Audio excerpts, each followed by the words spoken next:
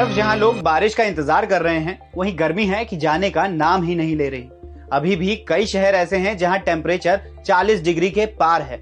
ऐसी चिलचिलाती गर्मी के बीच सबसे बड़ी प्रॉब्लम है प्यास का ना बुझना।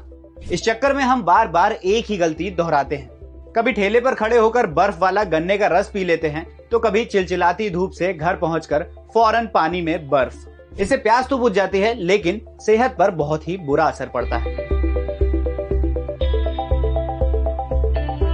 अब ice tea, cold coffee, beer और ठंडे पानी में बर्फ मिलाकर पीना कितना नुकसानदायक है, आइए जानते हैं। जब हम तेज धूप से आकर बर्फ वाला पानी पीते हैं, तो पानी और शरीर का टेम्परेचर मेल नहीं खा पाता और सर्दी जुकाम, ब्लड वेसल सिकुड़ना, शरीर को पूरी तरह से पोषण न मिल पाना, इम्यून सिस्टम कमजोर होना, बवासीर या आंतों में घाव की समस्या भी हो सकती है। इसलिए जितना हो सके बर्फ वाला पानी पीने से बचना चाहिए और डॉक्टर्स की माने तो हमेशा 20 से 22 डिग्री टेम्परेचर वाला पानी ही पीना चाहिए। वहीं फूड रेगुलेटरी अथॉरिटी की रिपोर्ट के मुताबिक पीने की चीजों को ठंडा करने वाली बर्फ बेहद खतरनाक है।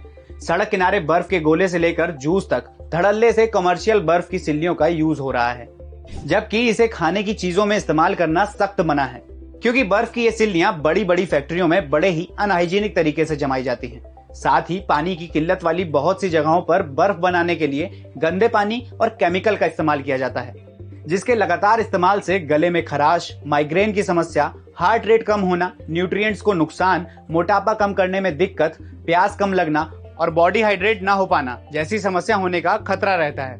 अब अगर आपने जाने अनजाने में बर्फ वाला जूस या ठंडा पानी पी ही लिया है, तो घबराएं नहीं, बल्कि गुनगुने पानी से गरारा करें। दोबारा बर्फ का पानी ना पिएं। ज्यादा परेशानी होने लगे तो डॉक्टर से कंसल्ट करें। बिना डॉक्टर की सलाह के कोई भी दवाई ना लें। तो अगली बार बर्फ का ठंडा पानी या फिर जूस पीने से पहले उससे होने वाली बीमारियों के बारे में जरूर सोच लीजिएगा। बाकी 100 दिन से ज्यादा समय बीतने के बावजूद रूस यूक्रेन जंग जारी है। इस बीच रूसी सेना ने दावा किया है कि यूक्रेन को पश्चिमी देशों से मिली तोपों को रूस ने तबाह कर दिया है। रूसी अधिकारी के मुताबिक हमले के दौरान नॉर्वे से मिली होवित्जर तोपें और अमेरिका से मिली आर्टिलरी सिस्टम को नुकसान पहुंचा है। रूस का मकसद डोनबास पर कब्जा करना है, जिसमें वे 97% कामयाब भी हो चुका है। वहीं यूक्रेन के राष्ट्रपति जेलेंस्की ने कहा कि जंग समाप्त करने को लेकर रूस अभी भी बातचीत करने को तैयार नहीं है। Bureau report. भाई साहब 6G आने वाला है, यानी 1 सेकंड में 57 HD फिल्में डाउनलोड हो सकती हैं। सुनकर हैरान रह गए ना? आप सोच रहे होंगे कि यार हमें तो 5G नहीं मिल पा रहा अभी, और ये बंदा 6G की बात कर रहा है। तो आज के एक्सप्लेनर वीडियो में जो बात होगी, 6G भारत में कब तक आ सकता है और इसकी स्पीड जो है वो कितनी होगी।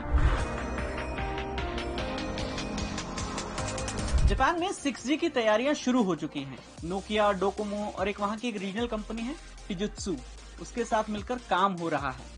नोकिया ने दावा किया है कि 6G इंटरनेट सर्विस 5G से 100 गुना से ज्यादा तेज स्पीड से काम करेगी। जापान सरकार ने कमर्शियल तौर पर साल 2030 से पहले 6G इंटरनेट सर्विस लॉन्च करने की बात कही है। हालांकि 6G लॉन्च करने को लेकर काम शुरू करने वाला जापान इकलौता देश नहीं है। जापान के अलावा दुनिया के 4 और ताकतवर देश चीन, अमेरिका, साउथ कोरिया और यूरोप ने भी इस पर काम करना शुरू कर दिया है। साउथ कोरिया ने साल 2026 तक 6G लॉन्च करने का टारगेट रखा है, जबकि चीन ने 2029 तक, अमेरिका और यूरोप ने 2030 तक 6G सर्विस लॉन्च करने का टारगेट रखा है। आपने 2G, 3G, 4G सुना होगा, लेकिन कभी सोचा है कि इसमें G का मतलब क्या होता है? G का मतलब होता है जनरेशन। जैसे फर्स्ट जनरेशन के इंटरनेट को 1G कहते हैं, जो कि साल 1979 में शुरू हुआ था। फिर साल 1991 में 2G इंटरनेट लॉन्च हुआ। 1G की तुलना में 2G इंटरनेट की स्पीड ज्यादा थी। इसके बाद 1998 में पहली बार 3G लॉन्च हुआ। फिर 2008 में 4G और 2019 में 5G इंटरनेट लॉन्च हुआ। डोंट वरी, आप सही हैं। 2019 में 5G इंटरनेट लॉन्च तो हो गया, लेकिन भारत में ये अभी तक आम लोगों के लिए शुरू नहीं हो पाया है।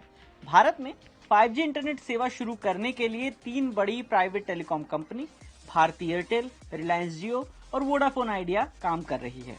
भारत सरकार इस साल 15 अगस्त के मौके पर 5G नेटवर्क को लाइव देखना चाहती है।